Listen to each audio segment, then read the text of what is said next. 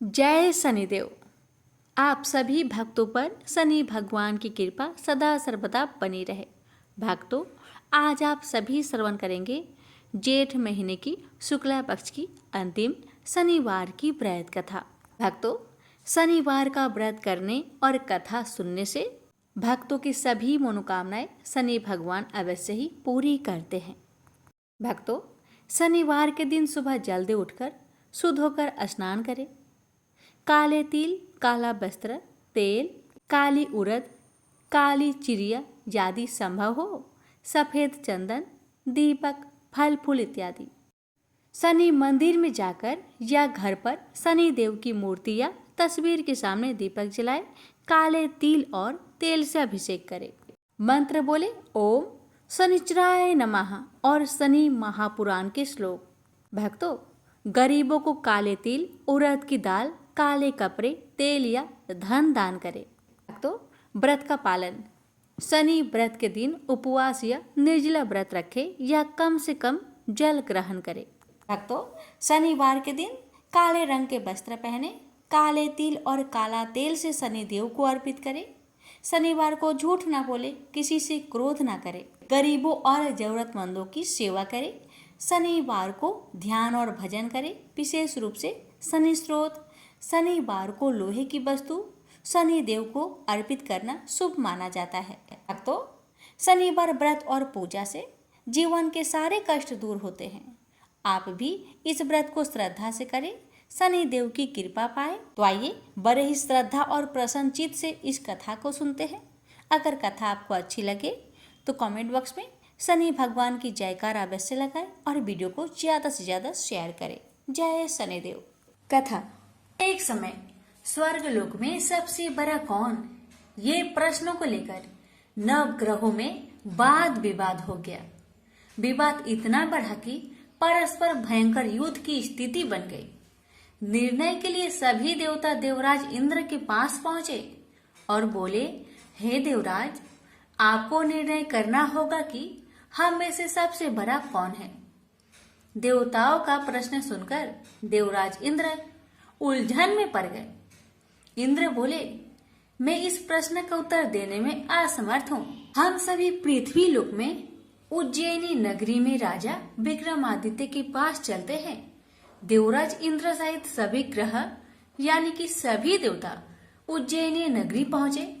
महल में पहुंचकर जब देवताओं ने उनसे अपना प्रश्न पूछा तो राजा विक्रमादित्य भी कुछ देर के लिए परेशान हो उठे, क्योंकि सभी देवता अपनी अपनी शक्तियों के कारण महान थे। किसी को भी छोटा बताना या बड़ा कह देना उनके क्रोध के प्रकोप से भयंकर हानि पहुंच सकती थी। अचानक राजा विक्रमादित्य को एक उपाय सूझा और उन्होंने विभिन्न धातुओं जैसे स्वर्ण, रजत, कांसा, ताम्र, शीशा, रांगा, जस्ता, अब्रक व लोहे के 9 आसन बनवाए। धातुओं के गुण के अनुसार सभी आसनों को एक दूसरे के पीछे रखकर उन्होंने देवताओं को अपने अपने सिंहासन पर बैठने को कहा। देवताओं के बैठने के बाद राजा विक्रमादित्य ने कहा, आपका निर्णय तो स्वयं हो गया। जो सबसे पहले सिंहासन पर विराजमान है वही सबसे बड़ा है।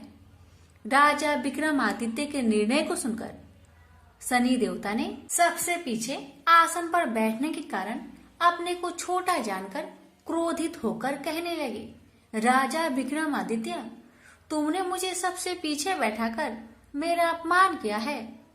तुम मेरी शक्तियों से परिचित नहीं हो, मैं तुम्हारा सर्वनाश कर दूंगा। शनि ने कहा, सूर्य एक राशि पर 1 महीने, चंद्रमा 2.25 दिन, मंगल 1.5 महीने, बुध और शुक्र 1 महीने, बृहस्पति 13 महीने रहते हैं, लेकिन मैं किसी राशि पर 7.5 वर्ष तक रहता हूँ। बड़े बड़े देवताओं को मैंने अपने प्रकोप से पीड़ित किया है। राम को 7.5 के कारण ही वन में जाकर रहना पड़ा और रावण को 7.5 के कारण ही युद्ध में मृत्यु का शिकार बनना पड़ा। राजा, अब तू भी मेरे प्रकोप से नहीं बच सकता। इसके बाद अन्य ग्रहों के देवता तो प्रसन्नता के साथ चले गए, परंतु शनि भगवान बड़े क्रोध के साथ वहां से विदा हुए। राजा विक्रमादित्य पहले की तरह ही न्याय करते रहे। उनके राज्य में सभी स्त्री पुरुष बहुत आनंद से जीवन यापन कर रहे थे। कुछ दिन ऐसे ही बीत गए। उधर शनि देवता अपने अपमान को भूल नहीं पाए थे। विक्रमादित्य से बदला लेने के लिए एक दिन शनि भगवान ने घोड़े के व्यापारी का रूप धारण किया और बहुत से घोड़ों के साथ उज्जैनी नगरी पहुंचे। राजा विक्रमादित्य ने राज्य में किसी घोड़े के व्यापारी की आने का समाचार सुना तो अपने अश्वपाल को कुछ घोड़े खरीदने के लिए भेजा। घोड़े बहुत कीमती थे। अश्वपाल ने जब वापस लौटकर इस संबंध में बताया तो राजा विक्रमादित्य ने स्वयं आकर एक सुंदर व शक्तिशाली घोड़े को पसंद किया। घोड़े की चाल देखने के लिए राजा उस घोड़े पर सवार हुए तो वह घोड़ा बिजली की गति से दौड़ पड़ा। तेजी से दौड़ता घोड़ा राजा को दूर एक जंगल में ले गया और फिर राजा को वहां गिराकर जंगल में कहीं गायब हो गया। राजा अपने नगर को लौटने के लिए जंगल में भटकने लगा, लेकिन उन्हें लौटने का कोई रास्ता नहीं मिला। राजा को भूख प्यास लगाई। बहुत घूमने पर उसे एक चरवाहा मिला। राजा ने उससे पानी मांगा। पानी पीकर राजा ने उस चरवाहे को अपनी अंगूठी दे दी। फिर उससे रास्ता पूछकर वह जंगल से निकलकर पास के नगर में पहुंचा। राजा ने एक सेठ की दुकान पर बैठकर कुछ देर आराम किया। उस सेठ ने राजा से बातचीत की तो राजा ने उसे बताया कि मैं उज्जैनी नगरी से आया हूँ। राजा के कुछ देर दुकान पर बैठने से सेठ जी की बहुत बिक्री हुई। सेठ ने राजा को बहुत भाग्यवान समझा और खुश होकर उसे अपने घर भोजन के लिए ले गया। सेठ के घर में सोने का एक हार खूंटी पर लटका हुआ था। राजा को उस कमरे में छोड़कर सेठ कुछ देर के लिए बाहर गया। तभी एक आश्चर्यजनक घटना घटी। राजा को देखते ही देखते सोने के उस हार को खूंटी ने निकल गई। सेठ ने कमरे में लौटकर हार को गायब देखा तो चोरी का संदेह राजा पर किया, क्योंकि उस कमरे में राजा ही अकेले बैठा था। सेठ ने अपने नौकरों से कहा कि इस परदेसी को रस्सियों से बांधकर नगर के राजा के पास ले चलो। राजा ने विक्रमादित्य से हार के बारे में पूछा तो उन्होंने बताया कि मेरे आंखों के ही सामने खूंटी ने उस हार को निगल लिया था। विक्रमादित्य की बात को सुनकर राजा बहुत क्रोध से भर गए। उन्हें लगा विक्रमादित्य झूठ कह रहे हैं, इसलिए राजा ने क्रोधित होकर चोरी करने के अपराध में विक्रमादित्य के हाथ पांव काटने की आदेश दे दिया। राजा विक्रमादित्य के हाथ पांव काटकर उसे नगर के सड़क पर छोड़ दिया गया। कुछ दिन बाद एक तेली उसे उठाकर अपने घर ले गया और उसे अपने कोल्हू पर बैठा दिया। राजा आवाज देकर बैलों को हाँकता रहता। इस तरह तेली का बैल चलता रहा और राजा को भोजन मिलता रहा। शनि देव के प्रकोप के साधे साथी पूरी होने पर वर्षा ऋतु प्रारंभ हुई। राजा विक्रमादित्य एक रात मेघ मल्हार गा रहे थे कि तभी नगर के राजा की लड़की राजकुमारी मोहिनी रथ पर सवार उस तेली के घर के पास से गुजर रही थी। उसने मेघ मल्हार सुना तो उसे बहुत अच्छा लगा और दासी को भेजकर गाने वाले को बुला लाने को कहा। दासी ने लौटकर राजकुमारी को अपंग राजा के बारे में सब कुछ बता दिया। राजकुमारी उसके मेघ मल्हार से बहुत मोहित हुई थी, अतः उसने सब कुछ जानकर भी अपंग राजा से विवाह करने का निश्चय कर लिया। राजकुमारी ने अपने माता पिता से जब यह बात कही तो वे हैरान रह गए। रानी ने मोहिनी को समझाया, बेटी तेरे भाग्य में तो किसी राजा की रानी होना लिखा है, फिर तू उस अपंग से विवाह करके अपने पांव पर कुल्हाड़ी क्यों मार रही हो। राजकुमारी ने अपनी जिद्दी नहीं छोड़ी। अपनी जिद्दी पूरी करने के लिए उसने भोजन करना तक छोड़ दिया और प्राण त्याग देने का निश्चय कर लिया। आखिर राजा रानी को विवश होकर अपंग विक्रमादित्य से राजकुमारी का विवाह करना पड़ा। विवाह के बाद राजा विक्रमादित्य और राजकुमारी तेली के घर रहने लगे। उसी रात सपने में शनि भगवान ने राजा से कहा, राजा तुमने मेरा प्रकोप देख लिया, मैंने तुम्हें अपने अपमान का दंड दिया है। राजा ने शनि भगवान से हाथ जोड़कर क्षमा प्रार्थना की कि हे भगवान, आपने जितना दुख मुझे दिया अन्य किसी को ना देना। शनि भगवान ने कुछ सोचकर कहा, राजा मैं तुम्हारी प्रार्थना स्वीकार करता हूँ। जो कोई स्त्री पुरुष मेरा पूजा करेगा, शनिवार को व्रत करके मेरी व्रत कथा सुनेगा, उस पर मेरी अनुकंपा सदा बनी रहेगी। प्रातःकाल राजा विक्रमादित्य की नींद खुली तो उसने अपने हाथ पांव देखकर राजा को बहुत खुशी हुई। उसने मन ही मन शनि भगवान को प्रणाम किया। राजकुमारी भी राजा के हाथ पांव सही सलामत देखकर आश्चर्य में डूब गई। तब राजा विक्रमादित्य ने अपना परिचय देते हुए शनि भगवान की प्रकोप की सारी कहानी सुनाई। सेठ को जब इस बात का पता चला तो दौड़ता हुआ तेली के घर पहुंचा और राजा के चरणों में गिरकर क्षमा मांगने लगा। राजा ने उसे क्षमा कर दिया क्योंकि यह सब तो शनि भगवान के प्रकोप से हुआ था। सेठ राजा को अपने घर ले गया और उसे भोजन कराया। भोजन करते समय वहां एक अनोखी घटना घटी। सबके देखते देखते उस खुटी ने हार को उगल दिया। सेठ जी ने अपनी बेटी का विवाह भी राजा के साथ कर दिया और बहुत से स्वर्ण आभूषण, धन आदि देकर राजा को विदा किया। राजा विक्रमादित्य राजकुमारी मोहिनी और सेठ के साथ उज्जैनी पहुंचे तो नगर वासियों ने हर्ष से उनका स्वागत किया। अगले दिन राजा विक्रमादित्य ने पूरे राज्य में घोषणा कराई कि शनिदेव सब देवों से सर्वश्रेष्ठ हैं। प्रत्येक स्त्री पुरुष शनिवार का उनको व्रत करे और व्रत कथा अवश्य सुने। राजा विक्रमादित्य की घोषणा से शनिदेव बहुत प्रसन्न हुए। शनिवार का व्रत करने और व्रत कथा सुनने के कारण सभी लोगों की मनोकामनाएं शनिदेव की अनुकंपा से पूरी होने लगी। सभी लोग आनंद पूर्वक रहने लगे। प्रेम से बोली शनि महाराज की जय। हे शनि महाराज, आपकी कथा कहने वाले, सुनने वाले, हुक्कार भरने वाले सभी भक्तों की सभी मनोकामना को पूर्ण करना, सभी की कष्टों को दूर करना। प्रेम से बोलिए शनि महाराज की जय। आप श्रवण करें शनि महाराज और ब्राह्मण की कथा। बहुत समय पहले की बात है। एक ब्राह्मण और ब्राह्मणी एक गांव में रहा करते थे। ब्राह्मण हर रात अपने सपने में नीली घोड़ी पर नीले कपड़े पहने एक आदमी को देखता था और वह आदमी कहता था, हे ब्राह्मण देवता, मैं तेरे लगूंगा।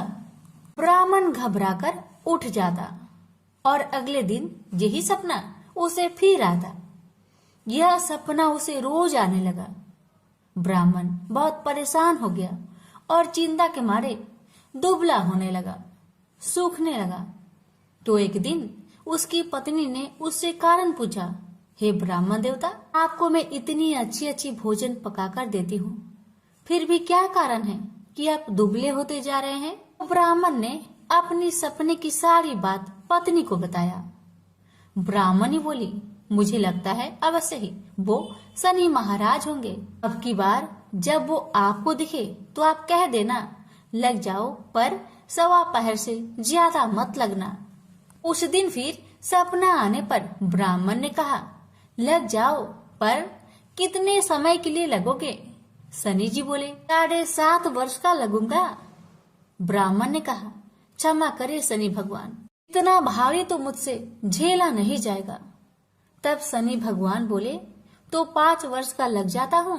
ब्राह्मण ने मना किया तो शनि जी कहने लगे, 1.25 पहर का तो लगूंगा ही, इतना तो कोढ़ी कलंकी भिखारी के भी लग जाता हूँ। तब ब्राह्मण ने कहा, ठीक है। ब्राह्मण को 1.25 पहर की शनि की दशा लग गई। ब्राह्मण ने दीन से जाकर ब्राह्मणी से कहा, मेरे 1.25 पहर शनि की दशा लग गई है, इसलिए मैं जंगल में जाकर यह समय वहीं पर बिताऊंगा। मेरे लिए खाने पीने का सामान एक पोटली में बांध दो और हाँ, मेरे जाने के पीछे तुम किसी से झगड़ा मत करना, इस बात का खास ध्यान रखना। ज्यादातर घर में ही रहना और बच्चों का ध्यान रखना। इस सवा पहर के समय में कोई भी गाली दे तो चुपचाप सुन लेना, बहस मत करना। यह समझाकर ब्राह्मण जंगल में चले गए। जंगल में ब्राह्मण एक पीपल के पेड़ के नीचे बैठ गए और हनुमान जी का पाठ करने लगे। एक पहर बीत गया। ब्राह्मण ने सोचा बाकी बचा समय रास्ते में बीत जाएगी, इसलिए वहां से चल दिया। रास्ते में एक बाड़ी में मतीरे लगे थे। माली से एक मतीरा खरीदा, पोटली में बांधा और आगे को बढ़ा। आगे एक आदमी मिला जो असल में कोई और नहीं, भगवान शनि महाराज थे। ब्राह्मण से पूछा कि पोतली में क्या है? तब उसने कहा मतीरा है। तब शनि भगवान बोले दिखाओ। ब्राह्मण ने पोटली खोली, उसमें वह मतीरा राजकुमार का कटा हुआ खून से लथपथ सिर दिखाई दिया। तो शनि भगवान ब्राह्मण को राजा के पास ले गए और कहा कि इस ब्राह्मण ने राजकुमार की हत्या कर दी है, इसके पास पोटली में राजकुमार का सिर है। राजा ने कहा मैं यह नहीं देख सकता, इस ब्राह्मण को सूली पर चढ़ा दो। राजा के यहाँ हाहाकार मच गया। ब्राह्मण को सूली चढ़ाने से पहले पूछा गया कि तुम्हारी कोई आखिरी इच्छा हो तो बताओ। ब्राह्मण ने सोचा किसी तरह दोपहर पूरा बस हो जाए। ब्राह्मण ने सोच समझकर कहा। उसने कहा कि वह रोज बालाजी का कथा सुनता है, मरने से पहले अंतिम बार बालाजी का कथा सुनना चाहता है। ब्राह्मण को कथा सुनाने का प्रबंध किया गया। कथा कहते कहते सवा पहर पूरा हो गया। शनि की दशा टलते ही राजकुमार शिकाल खेल कर लौटा हुआ दिखाई दिया। राजकुमार को आता देखकर राजा बहुत खुश हुआ, लेकिन उसे निर्दोष ब्राह्मण की हत्या का दोष लगने का डर सताने लगा। उसने तुरंत घोड़सवार सैनिकों को ब्राह्मण को आदर सहित ले आने के लिए भेजा। ब्राह्मण राज दरबार में आया तो राजा ने क्षमा मांगी और पोटली दिखाने के लिए कहा, तो पोटली खोली तो उसमें मतीरा था। राजा ने इन सब के बारे में पूछा तो ब्राह्मण ने बताया, मुझे सवा पहर की शनिचर की दशा लग गई थी, इस कारण यह सब तमाशा हुआ। राजा ने पूछा यह दशा कैसे टलती है? ब्राह्मण बोला, राजा या सेठ के लगे तो काला हाथी या काला घोड़ा दान करे, गरीब के लगे तो पीपल की पूजा करे और बोले साचा शनिचर कहिए, जाके पाओ सदा ही पढ़िए। अपने भगवान की कहानी सुने, तिल का तेल और काला उड़द दान करे, काले कुत्ते को तेल से चुपर कर रोटी खिलाए तो शनिचर की दशा उतर जाती है। राजा ने उसे मतीरा वापस दे दिया। घर आकर ब्राह्मण ने मतीरा काटा तो उसमें बीज की जगह हीरे मोती निकले। ब्राह्मणी ने पूछा यह कहाँ से लाए हैं? आप तो कह रहे थे कि शनिचर की दशा लगी है। ब्राह्मण ने कहा जब दशा लगी थी तो यह मतीरा राजकुमार का सिर बन गया था। जब शनि की दशा उतरी तो शनि भगवान निहाल कर गए। हे शनि देवता, जैसे ब्राह्मण के शनि की दशा लगी वैसे किसी का ना लगना। बोलिए प्रेम से शनि महाराज की जय।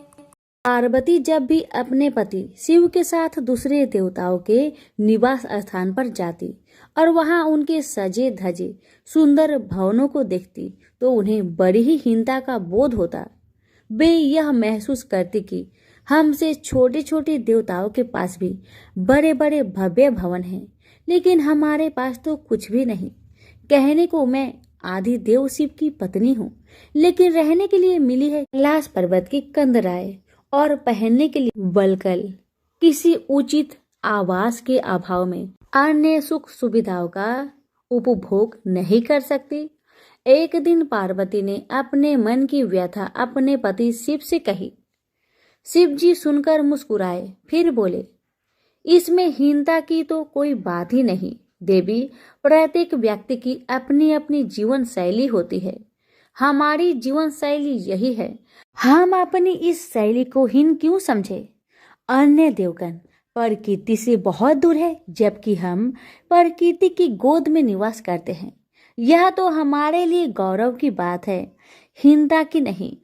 शिव के तर्कों से पार्वती संतुष्ट नहीं हुई और बोली, मुझे आपकी ये बातें समझ में नहीं आती। देव, मुझे तो अपना एक आवास चाहिए, बहुत ही भव्य और सुख सुविधा से पूर्ण। शिव ने अपनी सहज मुस्कान से साथ उत्तर दिया, इसमें क्या मुश्किल है देवी, मैं अभी विश्वकर्मा को बुलवा देता हूँ, उनसे जैसा चाहो वैसा आवास बनवा लो। विश्वकर्मा को बुलाया गया। पार्वती ने आदेश दिया, हमारे लिए ऐसा भव्य बनाओ जैसे विश्व में कहीं ना हो। विश्वकर्मा ने आदेश स्वीकार किया। निर्माण कार्य प्रारंभ हो गया। कुछ ही समय में पार्वती की इच्छा अनुसार भव्य भवन तैयार हो गया। अपने भवन को देखकर पार्वती अति प्रसन्न हुई। गृह प्रवेश की तैयारी होने लगी। पार्वती चाहती थी गृह प्रवेश के समय सभी प्रमुख देवता हमारे यहाँ उपस्थित रहे। शिव ने अपनी सहमति दे दी। सभी प्रमुख देवी देवताओं को आमंत्रण भेजा गया। यह प्रवेश के समय वे सब कैलाश पर्वत पर आ गए। उन्होंने पार्वती के भव्य भवन की भूरी भूरी प्रशंसा की, लेकिन विश्वनेत्री ब्रह्मा खामोश रहे। जब सब देवी देवता जाने लगे तो पार्वती ने ब्रह्मा जी से पूछा, देव, क्या आपको यह आवास पसंद नहीं आया? ब्रह्मा जी ने आश्चर्य व्यक्त करते हुए पार्वती से ही प्रश्न किया, देवी, मैंने कब ऐसा कहा? आपके चेहरे की भाव भंगिमा कुछ ऐसे कह रही है प्रभु। पार्वती ने अपनी शंका स्पष्ट की।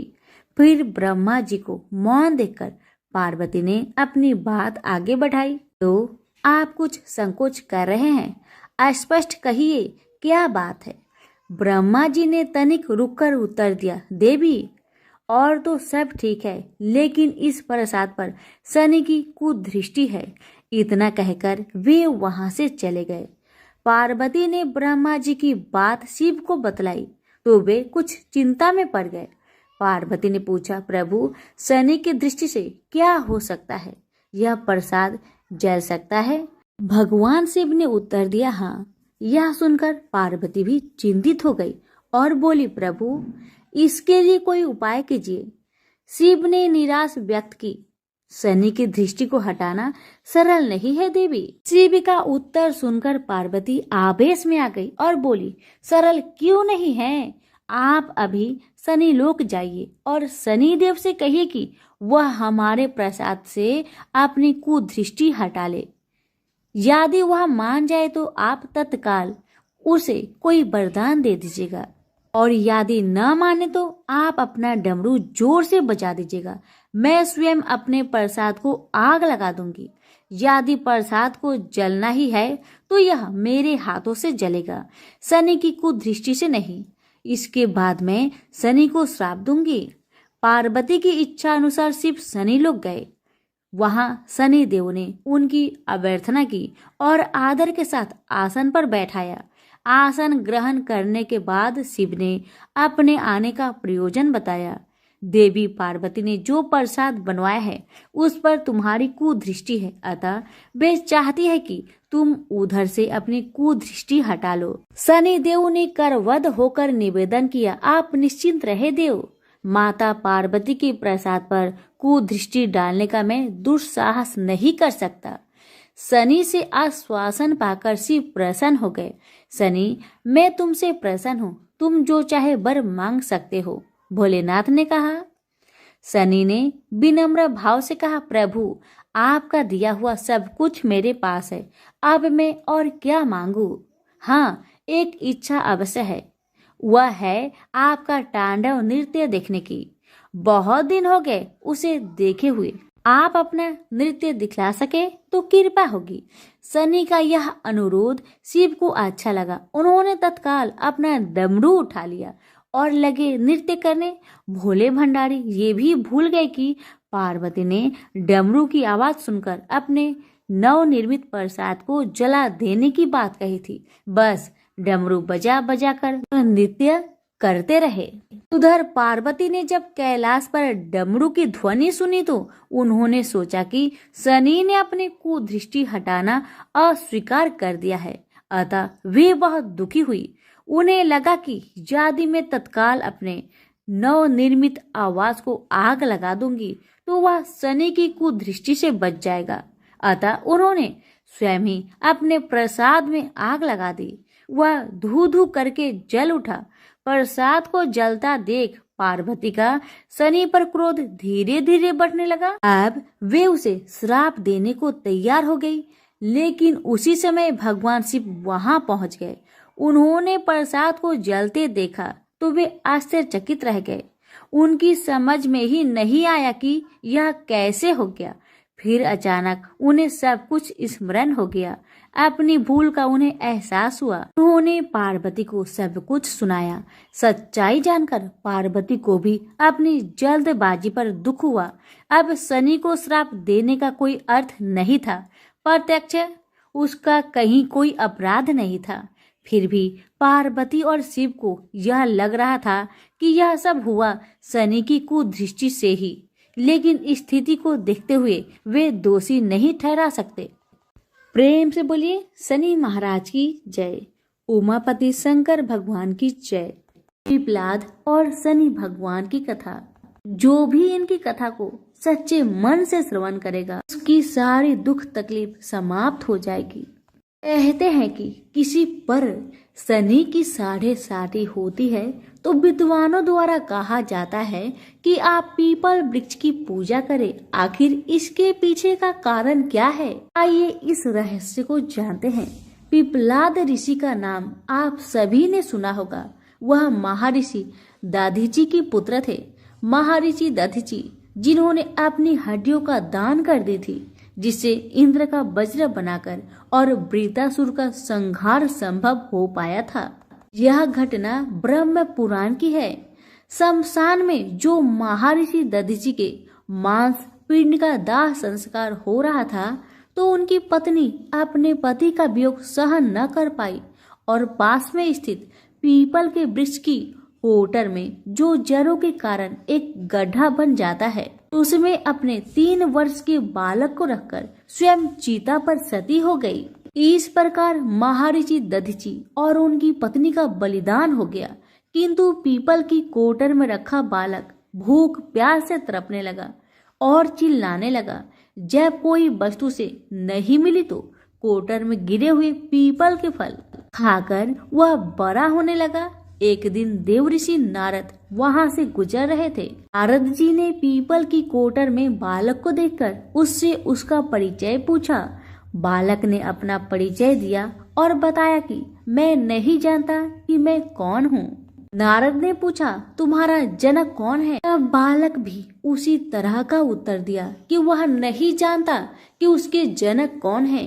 तब नारद जी ने अपना ध्यान धरकर उस बच्चे के बारे में पूरी जानकारी निकाली और उसे बताया कि तुम महान दधीचि के पुत्र हो।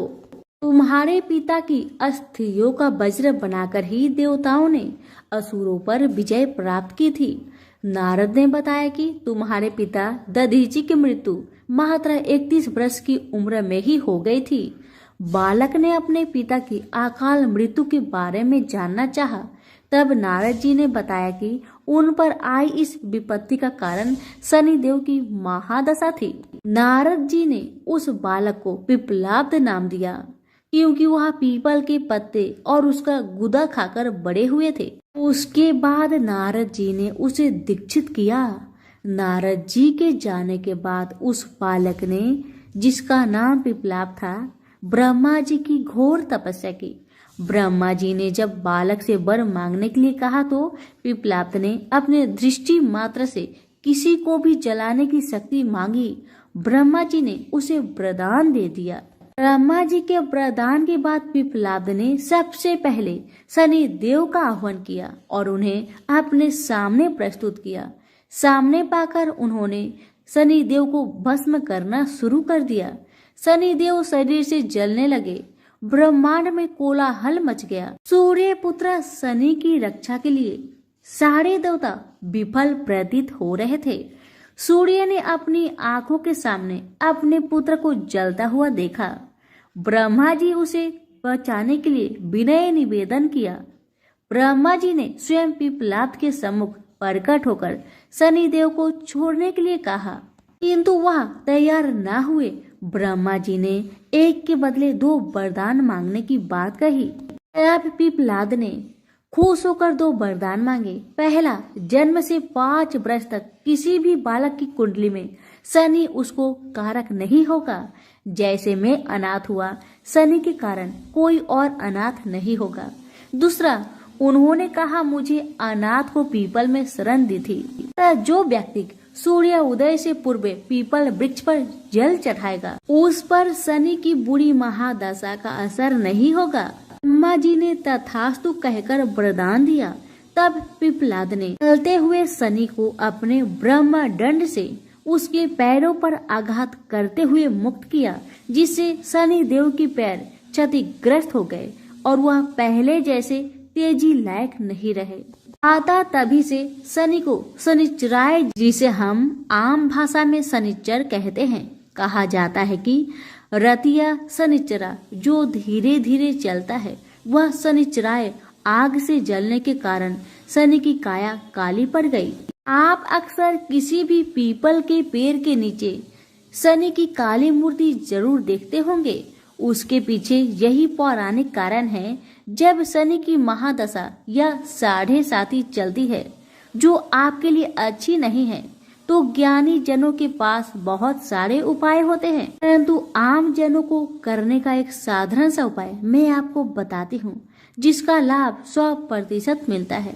आपको सुबह उठना है, सूर्य उदय से पूर्व नहा धोकर पीपल के वृक्ष को जल देना है, उसके साथ चक्कर लगाने हैं और 7 चक्कर लगाने के बाद इस मंत्र को हिंदी में बोलना है। आपको कहना है कि जिस तरह से आपने पिपलाद ऋषि की रक्षा की थी, ठीक उसी तरह मेरी भी रक्षा करें, और आप पाएंगे कि कुछ ही दिनों में आपकी जिंदगी में शनि के बुरे प्रभाव कम होते जा रहे हैं। प्रेम से बोलिए शनि भगवान की जय। हिंदू धर्म में माँ काली का प्रमुख स्थान है। काली का अर्थ है समय और काल। ऐसा माना जाता है कि उनकी उत्पत्ति समय और काल पापियों के नाश के लिए हुई थी। समय और काल से कोई भी नहीं बच सकता, यह सभी को निगल जाता है। माता पार्वती ने यह भयानक रूप पापियों के विनाश के लिए धारण किया था। माँ काली पापियों के लिए विनाश है और अपने भक्तों के लिए प्रेम से भरी हुई है। जो भी प्राणी सच्चे मन से माँ की भक्ति करता है, माँ उसे मनवांछित फल देती है। माँ काली की कथा। एक समय दारुक नाम के पापी असुर ने ब्रह्मा जी को परेशान करने लगा। वह उन पर अत्याचार करने लगा। धार्मिक अनुष्ठान यज्ञ बंद करवा दिए गए और स्वर्गलोक को चला गया। सभी देवता विचलित होकर ब्रह्मा जी और विष्णु जी के पास सहायता मांगने के लिए चले। ब्रह्मा जी ने बताया कि दारुक का नाश सिर्फ स्त्री के हाथों से हो सकता है। सभी बड़े देवता भी उससे युद्ध में हार चुके थे। अंत में यह निश्चय किया गया कि दारुक का वध भगवान शिव की पत्नी माता पार्वती करेगी। भगवान शिव ने अपना तीसरा नेत्र खोलकर भयानक और प्रचंड महाकाली को जन्म दिया। उनका शरीर काले रंग का था और माँ काली के माथे पर तीसरा नेत्र और चंद्र रेखा भी, उनके हाथों में त्रिशूल और कई प्रकार के अस्त्र शस्त्र थे। महाकाली के प्रचंड रूप को देखकर सभी देवता थर थर कांपने लगे और वहां से भागने लगे। युद्ध में दारुक महाकाली से पराजित हुआ और इस तरह उस दुष्ट का अंत हुआ। महाकाली के भयानक रूप से चारों तरफ अग्नि की भयानक लपटें उत्पन्न हो गई। महाकाली के क्रोध को सिर्फ भगवान शंकर ही रोक सकते थे, इसलिए उन्होंने एक बालक का अवतार लिया। भगवान शिव शमशान पहुंचे और वहां बालक के रूप में लेटकर रोने लगे। छोटा बालक को देखकर महाकाली का क्रोध शांत हो गया। उनके हृदय में ममता भावना जागृत हो गई। उन्होंने शिव रूपी उस छोटे बालक को उठा लिया और अपने स्तनों से दूध पिलाने लगी। इस प्रकार से शिव जी ने उनके क्रोध को पी लिया। इस प्रकार महाकाली का भयानक और प्रचंड क्रोध शांत हुआ।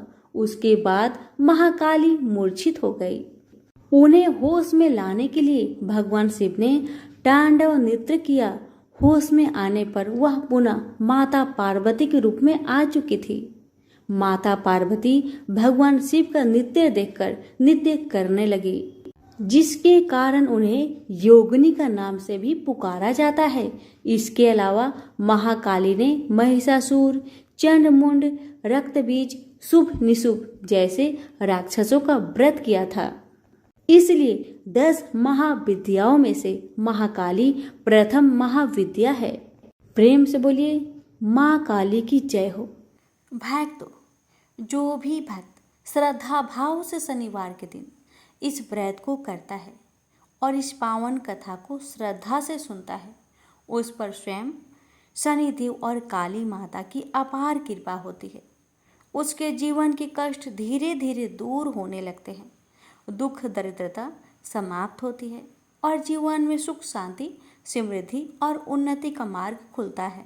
शनिदेव अन्याय नहीं करते, बल्कि प्रत्येक को उसके कर्मों का न्यायपूर्ण फल देते हैं। यदि हम सच्चे मन से पश्चाताप करें, सेवा धर्म अपनाएं और काली माता की भक्ति करें, तो शनि महाराज हमारे सभी संकटों को शांत कर देते हैं। इस कथा को सुनने और शनिवार व्रत करने से शनि की महादशा, साढ़े साती, ढैया और जीवन की तमाम बाधाएं शांत हो जाती है। जो भी इस व्रत और कथा को विधि पूर्वक करता है, वह सांसारिक सुख के साथ मोक्ष का मार्ग भी प्राप्त करता है। शनिदेव और काली माता आप सभी पर अपनी विशेष कृपा बनाए रखे, सभी के कष्ट दूर हो, घर में सुख शांति बनी रहे। जय शनिदेव, जय माँ काली।